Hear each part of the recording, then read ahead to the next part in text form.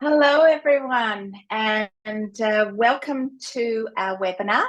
My name is Evelyn Muhlenberg, and I am your Learning Ventures host today. I am currently in Sydney on Gadigal land, and I pay my respects to elders past, present, and emerging. So I live on Gadigal land, and it's a bush setting, and we have plenty of brush turkeys there. That's what's unique about where I live. So by all means, say hello and tell me what's unique about where you live. The place where I live is a real intersection of, I guess, where nature and bush mixes with civilization or the city. And my dog Tex loves the brush turkeys. In fact, he would have them as lunch. That's how much he loves them. So we have to keep urban and bush separate. Welcome to everyone. Look, today's topic is it's time to ditch the 9-box grid. And it's actually a follow-on from a webinar that we ran in 2024. And in 2024, we looked at the subtle art of succession planning. And a small plug here. For anyone who is interested, all our webinars are recorded and available on demand. Please just let us know and we're happy to send you the link. But in 2024, when, we have somebody else, Kath, who also has brush turkeys visiting regularly. So it's exciting to live at that interface.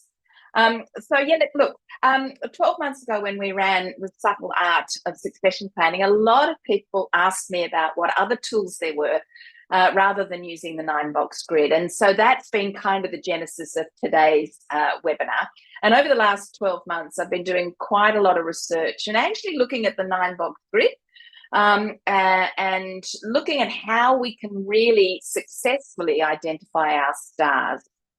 And there are many reasons why the 9-box grid is probably old-fashioned, I guess, or not as accurate in some of what it does. A lot of the reasons I will cover later. Many pros and cons, and I'm going to ask you to help me contribute to the pros and cons. But by far the most compelling reason why many organisations use the 9-box grid and have done and will do for the next 20 years is that it's actually embedded in 90% of our human resource systems, learning experience platforms, and the technology that we use to support our data-driven approach to people and culture. So as a result, we're almost forced to live in the 70s, go Skyhooks, live in the 70s when we're looking at the 9-box grid. So I think everyone is sort of pretty much joined us. Let's get cracking on today's topic. So I'm a 30-year veteran of the sector, 15 years as Managing Director of Learning Ventures, and we're an organisation that is focused on helping people be successful through organisational development, leadership development and learning solutions. Hence, the 9-box grid is right in our ballpark. What I love about what I do is that we have actually got the capability to transform not just organisations, but also people. If you look at marketing, marketing really focuses on branding awareness and external. Finance looks at internal and how you can ensure that there's cash flow. But we've got the capability of focusing on both external and internal. So it's actually the best job in the world. And I'm really, really excited about today. Now, Karen, who is helping me today, will look after the chat and any incoming questions that you have. So please say hello and we'll share the link. Yes, thank you.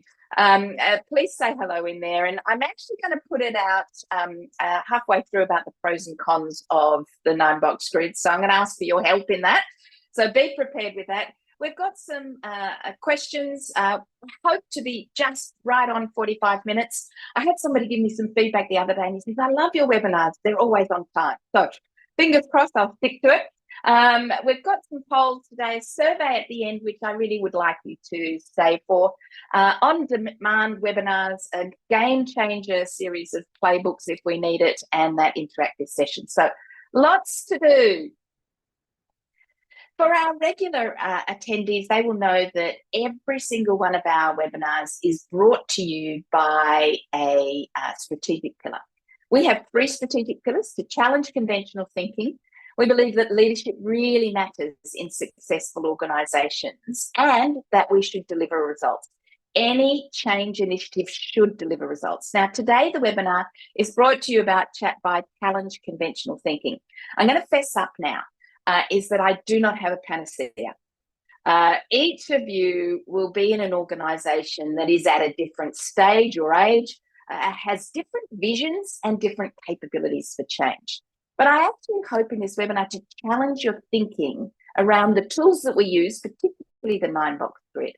There are a number of ideas that we will cover today, which are all about the future, our future organisations and how we will need to change and adapt to lead them successfully. So I do hope you enjoy. Welcome, everyone.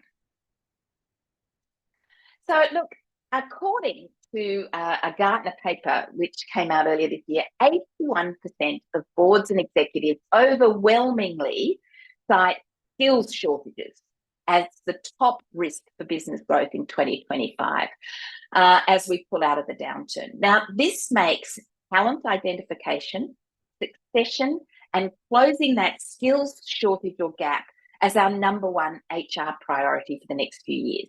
And the 9-box grid is a way we use to evaluate employee performance and potential. So it identifies or aids us in talent identification and succession planning. However, its rigid structure actually is an oversimplification and on many ways, quite a biased way to look at our talent. The focus of the 9-box grid is on individual performance versus potential.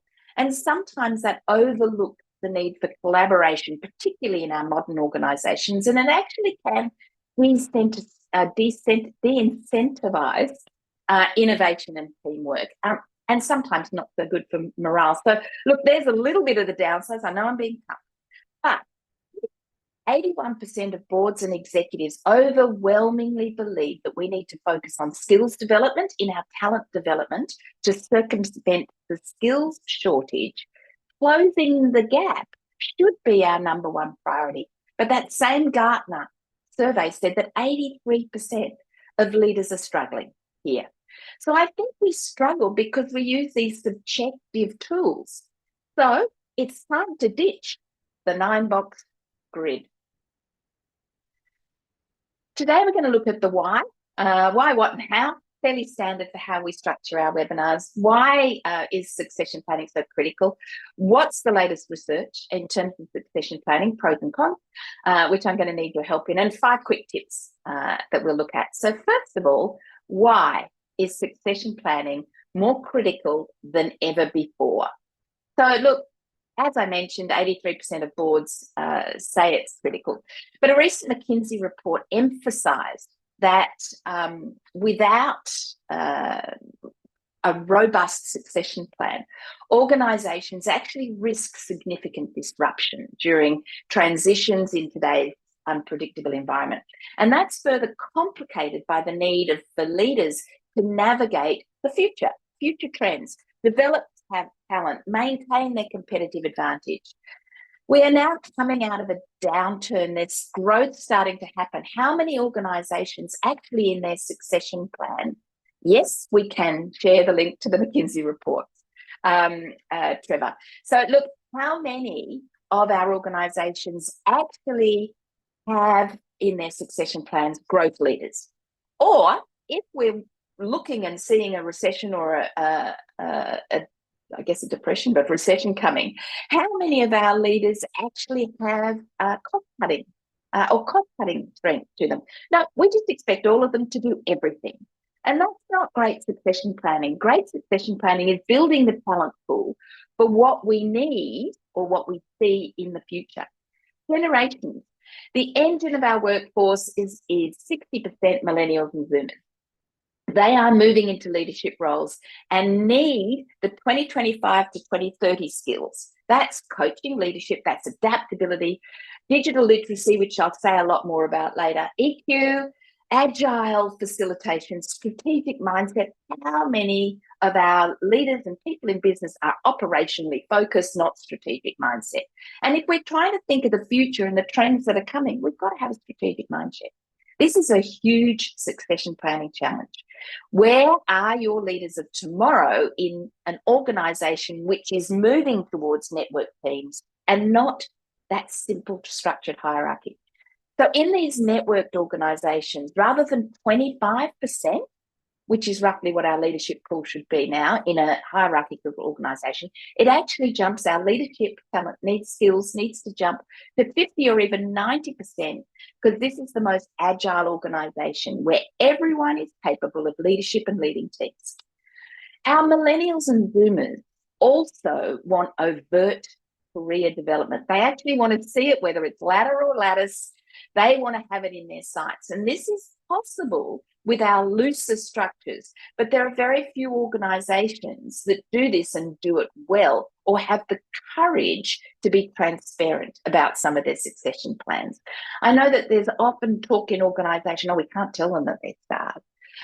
Look, these days it's got to be looser than that, and it's got to be much more transparent. Our millennials and Zoomers are being labelled by the LinkedIn report that has been in the last couple of months, and they are called career champions. I'm seeing some questions coming through. I'm not going to be able to answer them all now, but I can either answer them offline. But yes, there is a succinct definition of strategic mindset. It is about forward thinking, or thinking externally, but I will come back to that. So our millennials and Zoomers want this career in their sights, and the recent LinkedIn report said that 42% are better at the new technologies and adopting. So we've got to start looking at that and engaging and harnessing it. Talent retention and employee engagement, yes, it's critical for us. Another report that I read suggested that 73% of HR leaders, succession planning, top trend, followed by engagement. So look, it's been 25 years since we've been in the war on talent, and it hasn't actually subsided. The good news is that we're starting to find some clever strategies in terms of retention and engagement, regardless, in being much more flexible in our workplaces. And we actually have another webinar which was about the flexibility that we actually need to offer our workplaces so that we have better engagement and retention. It's even a governance issue now. Succession planning is increasingly recognised as a compliance issue. And in regulated industries like banking and finance, there is an expectation from boards that there is leadership continuity to meet any regulatory expectations or the risks associated with changes in regulations and leadership. So in banking, it is an expectation that you have a robust succession plan. In fact, I'm on a board of a not-for-profit, and a robust succession plan is part of what the board is working for. So Korn Ferry has suggested that only 11% of organisations actually take succession planning seriously. Additionally, increased demand for a diversity in leadership roles adds another complexity to our succession plans, whether it's internal or external candidate pools. We've got to ensure proper representation. And the final, I guess, challenge or reason why succession planning is so important is the big E, generative AI and robotics. Now, this is RethinkX, a picture of their website, and they are a very controversial think tank in the US. And to quote one of their latest papers, it says, the painful truth is that AI and robots will take our jobs, but this rise will create new jobs. Great. Now, we've heard that narrative before, but then their article goes on to say, then the AI and robots will take those jobs too. So controversial. I don't want to go down the doom and gloom black hole, but there is a disruptive force around, and I think it's surfacing in really interesting behaviours. So let's talk about graduates. I hope you can see this. This is Josh Bersin, who writes and is considered to have a very broad view in HR. Consulting firms, he says, are finding that 5 22-year-olds, slightly more mature than a graduate, and that's what they're looking for, 5 22-year-olds with ChatGPT can do more than 20 recent graduates. So look, the disruption from technology is happening faster than we thought. And it highlights the difficulty that we're going to have in the whole university and graduate system in the next 10 years. It's going to be a struggle. But there are 1,000 reasons why we really need to be focused on our talent. Because if tech firms are turning to a few superstars with the help of AI as co-pilots, then we've got to think differently to retain the talent and keep those superstars, because that talent will be a really an asset that we need to manage like we manage any other strategic asset. Okay, so what's the latest research? That's why we have to move. Probably nothing new in there. For great succession planning, we need to identify our superstars, our high potential talent, plot the capabilities of this talent with our workforce gap, which we've already identified by workforce planning, identify their development needs, and develop them in the succession planning process. All critical processes for the success. So we need something, and by and large, the 9-box grid has filled that gap. So who's using it? Let's do some statistics of our own. Okay, Rebecca, how can I help you? Right. Oh, putting up your hands. No, I'm going to ask a poll. I'm going to do it more complicated than that. Yes, I thought we were voting. I had 2 hands up. I'm sure there's more than you. Let's answer the poll. Do you use the 9-box grid? Yes. Manual? Yes. It's technology? Maybe, sort of. No. Oh, my goodness. There's quite a few of you with no's. Right. Well, keep going. We've still got probably another 30 odd to go. Keep going. So some of you don't do succession planning. Well, hopefully the last 5 slides have told you why we need, and there's definitely others that use another tool. Amy, what tool do you use? Okay, I think we've got to kind of the end of the poll. Really what we're talking about is maybe 70% use, there's the results, 70% are using the 9-box grid, either a yes with technology, yes with manual, or maybe. If you're doing the 9-box grid with maybe, with a 9-box grid with manual, you're doing a whole lot of work. And yes, you're quite right. There's 4 boxes, 6 boxes, and 9 boxes. They're all boxes. So we're talking about the whole kind of thing, 5 boxes, right? All of those sorts of boxes puts people in boxes, and actually that's not modern in the scheme of things, trying to classify and put people in boxes. Okay, I'll stop sharing. Thank you very much, everyone, for... All right, I've just got to move the poll off my screen. There we go. Okay, so probably the most universal tool, 9, 5, 4, 6, any of these boxes, designed in the 1970s for assessing financial performance of investments. It was actually, I think it was a McKinsey tool. It actually transitioned to talent fairly quickly. So it's been in business for over 50 years or close to 50 years. And it assesses, usually any of these box grids assess performance versus their potential is graded. And the top talent is kind of in the top boxes, which have a solid or great performance and a solid or huge potential. Okay, so if 70% of you are still using some sort of a tool like that, let's look at the pros and cons. So first of all, what are the pros of using the 9-box grid or any box grid? What are the strengths? So as I mentioned earlier, I'm going to ask you to come up with these. What do you see as the strength of using your box method?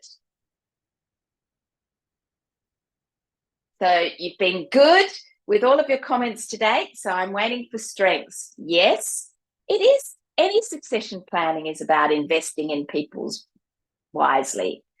Yes, it's a structure. Brilliant. Does start a conversation. All of those things. Fabulous. Great. Yeah, it's visual, and people do need to see it visually. Oh my goodness. So yeah, all of you are finding that there is huge benefits. So we shouldn't throw the baby out with the bathwater necessarily. Great. Love all the benefits. Okay. In a quick summary, I think most of you came up with all of these sorts of things in the structured conversation. It does support succession in a visual and a technical way, and it is holistic in how it looks. Great. Okay. What do you hate about AnyBox Grid? Besides it being outdated and 50 years old, there are some things other than the Nokia 3610 or whatever that phone used to be. What are our disadvantages? Here we go. I love it. Go for it. Let it out. Brilliant. So it has as many downsides as it has upsides. And is there any way we're going to be able to fix this? Fabulous. Thank you so much. So look, here's a whole lot of things. It can be demotivating. I noticed one comment, dehumanizing. It is subjective. A lot of people focus more on performance. Absolutely. Okay, so there's all these reasons why we shouldn't. So look, how someone performs in a role that they currently are is the performance side. I'm going to focus on these two things, which is the axes that we're measuring, versus so how they perform in their current role versus their potential to perform in another more senior or complex role. And our succession planning and the technology that we use to underpin these processes would be foolproof from a science perspective if both of these factors were easy to measure, but they just aren't. How do you measure potential? Hold on, Tyson, I'm going to get to that. So first of all, performance. Performance is usually assessed by some type of performance management system, often backed up by some software. So the data is all collected in the information system, or by the looks of things, a number of you are still doing this manually. So manually, you're creating rich data sets, robust calibration, improved visualization. All of these words describe what the grids are doing, but also describe performance management or how we rate people's performance. But sad but true, most leaders are mediocre to poor at assessing performance. In our client pool, we have very sophisticated clients in this space, and we have several clients with no performance management systems at all. And there was a whole school of thought maybe 5 or 6 years ago where they ditched all of their performance management, and as soon as the downturn happened, they came back in. I loved an article that I got in my inbox last week, which was called the Rank and Yank Performance Review. Let me explain. The system uses specific metrics to rank people's performance. Sound familiar? Whilst it is not quite 50 years old, it ranks people in their organisation so they can make decisions about who are the underperformers or those that rank less than others. This is a Korn Ferry article, and they wrote, and it suggested that with the advent of AI, some of the tech firms are starting to return to the rank and yank performance review system so that they can reduce their workforce by 25% annually. So it's anyone that's ranked lower. With arbitrary performance measures, this is just horrible behaviour. Even those organisations who are now moving to crowdsourced methods of feedback, 360s and performance ranking, it's all very subjective. One of the big engagement tech firms is still struggling, and they're a unicorn in Australia, but they are still struggling with delivering or having these systems delivering anything but positive and good news. Hardly a valid representation of performance. So that said, performance will always be grey and subjective. Okay, is our measurement of potential any better? And Tyson, here we go. Here's the measurement of potential. Is it any better? Potential is the capacity to do a more senior or a more complex role. And as we start to flatten our organisations, it's going to be much more about more complex roles. This is even more of a minefield, sorry to say, and some of the most disputed science out there. So over all of the years that I've been in this sector, I've believed that there really are only two predictors of potential and leadership potential. This is backed up by many a psychological study and paper. And the two key potential indicators are insight into self. Leaders who, or people who understand their strengths and their derailers are really able to focus on their strengths and then craft the teams that they work with or their executive teams to best fit their capabilities and support areas that they don't have as strengths. Now, this is almost a humbleness. And that humbleness of doing this successfully is actually a great predictor of potential. As we know, ego and some of that, the leadership, what used to be classed as leadership potential, is being really debunked in a lot of the scientific surveys. So the second key indicator that's easily assessed is your cognitive ability to process and make decisions to complex problems.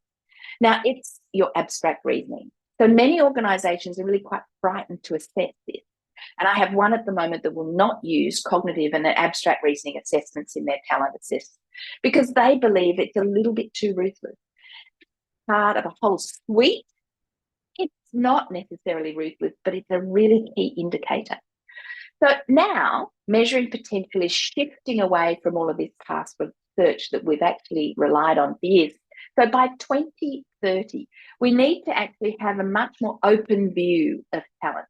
It will include some tied workers and traditional employees, but it'll also include gig workers, freelancers. We're going to crowdsource skills, not just our traditional workforce. And our workforces will be much more a melting pot where we hire in specific skills for the projects that we need. So there'll be these subject matter experts that we'll hire in.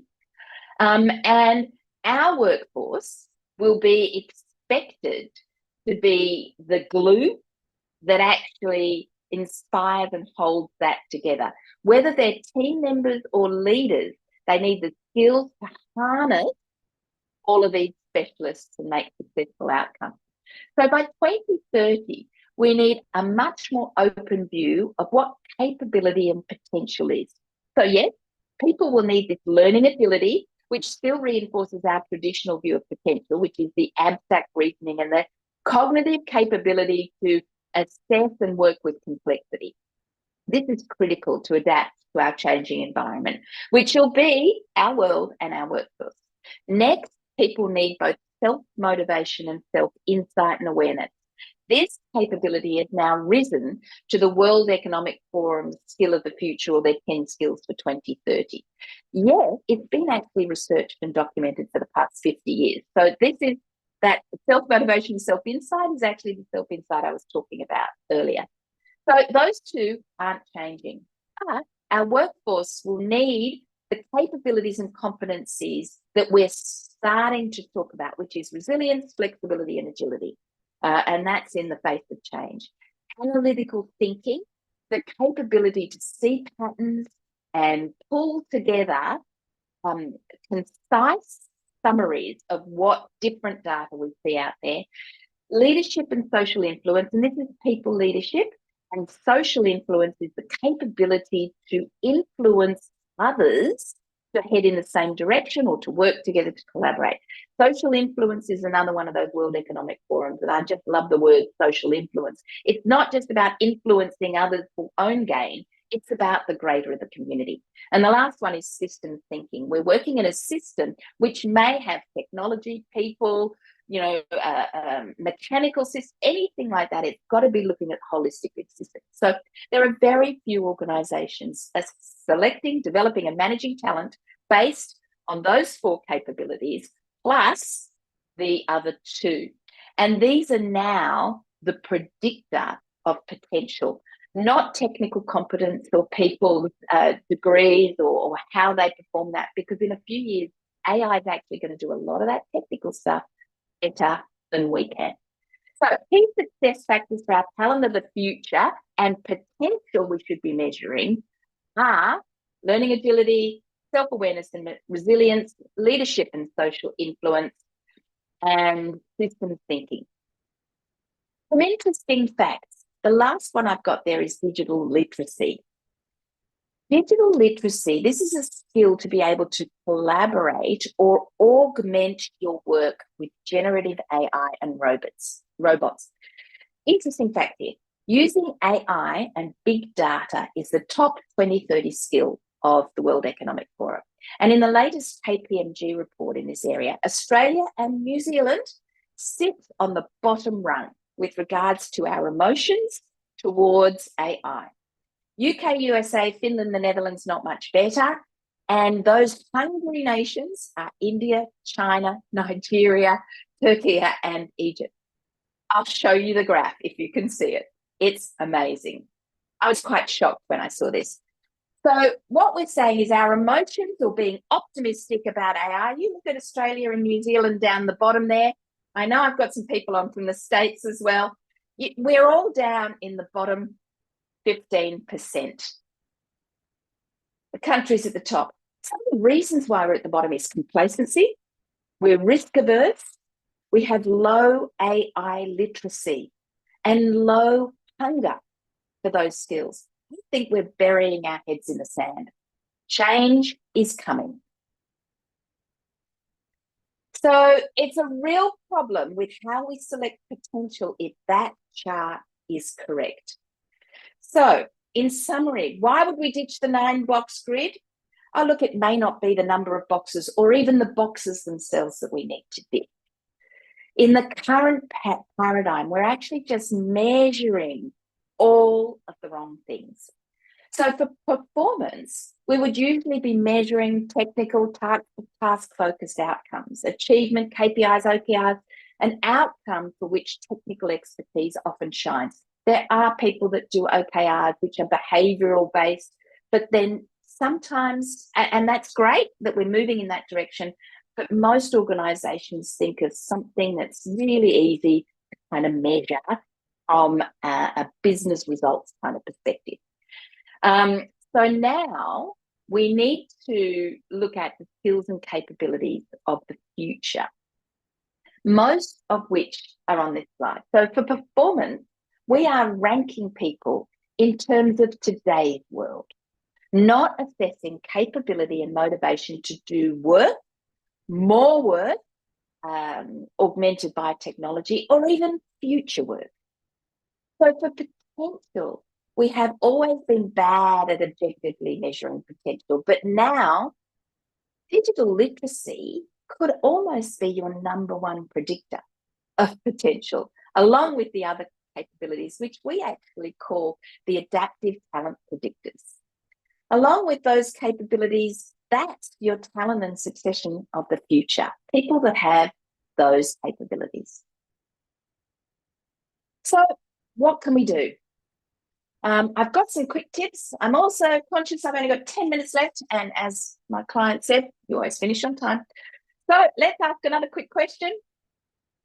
How prepared do you feel for the organisation, or how do you prepared do you feel your organisation is for the transition we're about to embark on? Thank you, everyone. Lots of votes coming in. Yes, Kerry, aspiration is different to motivation, correct. But interestingly enough, aspiration is one of those things that is being socialized at the moment in terms of, do people need, what exactly is aspiration? And the traditional view of aspiration is to move to different roles. It may well be to manage greater complexity. And so I think there's a whole conversation about aspiration in there as well. Cool. Okay, so let's show. I think we have a lot of work to do with close to 97% of you somewhat or not prepared at all. It's the world we live in, and we're going to have to move. So there is a proviso. We cannot just substitute the 9-box grid with another tool. And I know that last time I ran the succession planning, people said, well, what could you use?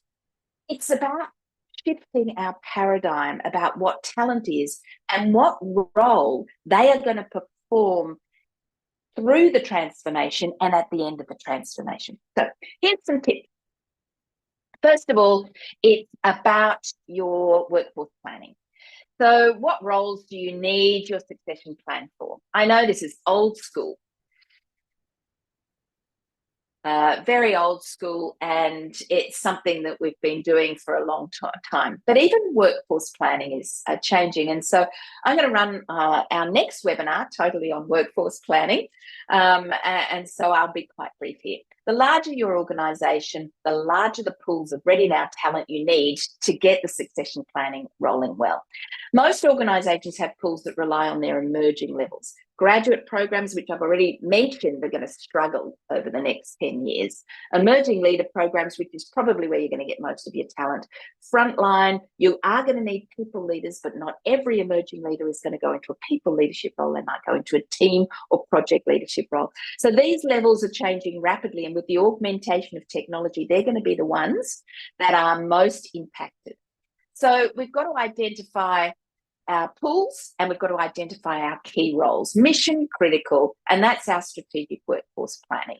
So our 3 tips in terms of identify is get a good strategic workforce plan, do some good scenario planning for the future, and start working on the transition.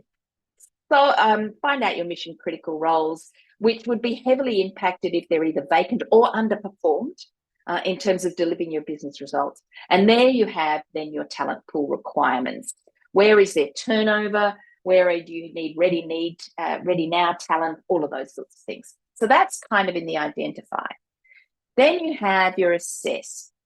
And here is where traditionally we would have used the 9-box grid. We would identify the people for the pools and the roles. But roles are changing faster than any static skills framework, job description, or even cluster or capability framework can keep up with. So we need to move to the adaptive skills as the predictors of our talent, the adaptive talent predictors. And I mentioned those before, including the learning agility, self-awareness and motivation, resilience, leadership and social influence, system thinking, and that digital literacy. So let's say this is all you rate your talent on. This is because their current skill and their performance don't actually tell you whether someone will succeed in a role that's going to be very, very different in 12 months' time. But actually, their adaptive competence can, because we will measure how a person will be able to apply these adaptive capabilities and competencies to whatever role they might have in the future. So in fact, this is actually what we can hire for. And I spoke to somebody the other day and we were talking about graduates, and they still hire graduates for their technical expertise. When in fact, if we're not having our graduates with these adaptive talent predictors, we shouldn't be hiring them. Develop is next. Obviously, great talent development programs need to have a mix of skills. They have to have these talent predictors in them, but it has to be experiences accelerated so people are ready now. And it's not only shows that that people can be ready now, they have to grow over the length of the program, so they have to be horizontal talent programs, which is over time as they go. We need to ensure that everyone has the adaptive capabilities. I just want to focus a little bit on that digital literacy. So here is the caveat. We can upskill everyone, and I know some organisations are doing it to use ChatGPT, Copilot, Gemini, whatever it is. That's not digital literacy. That's just using a piece of technology. In fact, adaptive digital literacy we are talking about is the capability to augment your work with the tools, not to outsource your work to the tools. There is research starting to filter in, which I'm 50-50 on the skeptical side. A recent assessment of 3,500 workers pointed to 2 outcomes from the use of generative AI: immediate performance boosts, and that was seen in the Australian Public Service did a case study of 5,000 people with Copilot last year. So they had improved productivity for the first 6 months. But there was a decrease after that. There was a decrease in motivation, an increase in boredom, and a difficulty in switching from augmented tasks to non-augmented tasks. So we're actually starting to see that we're going to have to manage this transition. I can't give you an answer for that one. That's still a work in progress. I also read another piece of research that said that the optimum is the partial use of generative AI so that the person still retains and has to retain their creativity, cognitive, and problem solving capability. So we may no longer need analytical skills to create a financial report, will all be done, but we may need the skills to see the pattern and create a hypothesis about what it means. So we may not need to trawl thousands of precedents in the legal field, but we will need the skills to assimilate a selected view, create a persuasive argument, and then if something is missing, research or go back to our technology. So it's about the augmenting of our work so that we can have the best outcomes. And if we can have roles that are enriched and just be supported, then that's where we start to get the really positive impacts. Retain, yes, retain our super talents. We've got to work really hard on that, because if we're going to invest a whole lot in it, we want to retain them. And there's a whole range of different things, and I have done a webinar on retention too. I love some of the creative approaches which actually allow people to leave the organisation and then boomerang back with additional skills. We're going to have to really start moving and having greater flexibility, not just internally in terms of, you know, maybe strategic involvement, board exposure, projects, experiences, secondments, all those sorts of things, but also in the broader holistic of how people are going to build the capabilities, be loyal to us and be our super talents, whether they're working for us at the moment or not. Deploy. So you've identified all of your mission critical roles, pools of talent. Next, identified the possible talent that had those adaptive talent predictors. Then develop that talent so that they can be ready now for the roles that they need to be in. We've got retention strategies in place which allow them holistically to stay loyal to us. This is the deployment of all of our strategies, and they are the 5 key things in terms of the steps that we do. Finally, all succession plans and processes need to be constantly monitored and reviewed. Times change. People take other roles, leave the pool. They have different stages in their life which change things. Annual reviews are important, and to ensure that we always have a ready now pool. Now, I know I've kind of rushed and I've missed some of the questions that have gone through, but really to finish, in terms of questions, the real change is not necessarily the 9-box grid. It's which could still be suitable for a traditional organisation, and it could still be suitable for a few years. It is and does have, as you all mentioned in the chat, some strengths, but it's actually the change in paradigm to think about what our talent of the future is going to need, and actually their performance now, no predictor of what they're going to be able to do and how they're going to handle more complex roles. So I think it's a shift in thinking rather than specifically the 9-box grid, albeit that I would recommend that be taken away and we move to more adaptive ways of assessing. Any questions? And look, talk about our retirees. There was a whole paper that I actually had but didn't put into this webinar about respecting the age to their technical skills. And I'll give you just a really quick example. There's an organisation that fixes elevators, and they have a retiree that they still use to fix a old heritage listed elevator in a heritage listed building. They can't upgrade that elevator. So they have a retiree that comes in for their technical skills to handle those sorts of things. Look, just a little bit more. We've got our next webinar. Karen's just going to load in a link. Please book into workforce planning for the AI generation. And I've got a survey. By all means, answer the survey before you drop off in terms of whether it's valuable, and tell us what would interest you in future webinars. And if anyone needs any further information, I'm happy to chat I'm going to be over in Perth later this year and hopefully New Zealand, and I'd love to meet people.